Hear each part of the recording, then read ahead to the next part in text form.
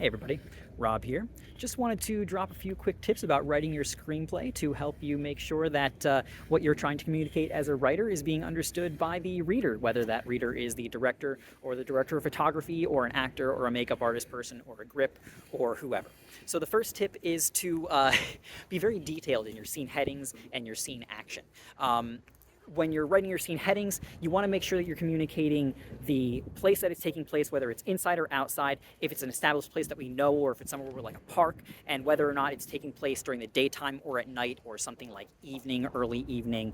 And sometimes it's helpful to mention if the scene is taking place a few minutes after a previous scene, but that's, optional information.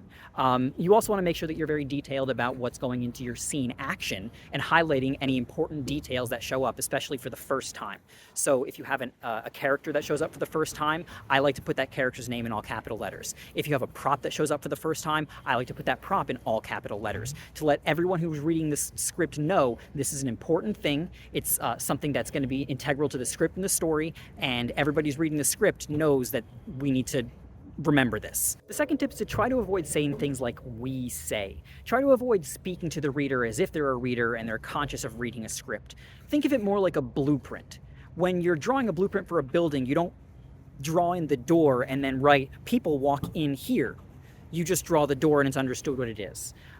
Think about the script the same way. There's a lot of information to communicate in a script, and usually speaking directly to the reader is not the best way to communicate that information, unless there's a very specific direction needed to tell the story, like a camera movement or just something that the reader needs to know intellectually. Finally, and again, thinking about the script like a blueprint, sometimes you need to reiterate information in your script, particularly at the top of a scene, to make sure that everyone reading that scene knows what the information is.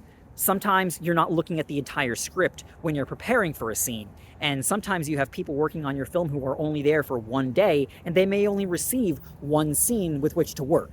So if you have characters that appear in scene A, they walk through a door into scene B, make sure you list all those characters for scene B as well as in scene A, so that the makeup artist, the costumer, the grips, the director of photography, everybody knows that all those actors appear in both scenes. And similarly, make sure that your scene headings and, important props and things like that are also mentioned. I had a director of photography ask me one time to specify, because I had said that scene B was continuous, but I didn't specify that it was continuous and it was still night in scene B. So I went back and edited the script. So yeah, those are my tips, and I hope you find them helpful.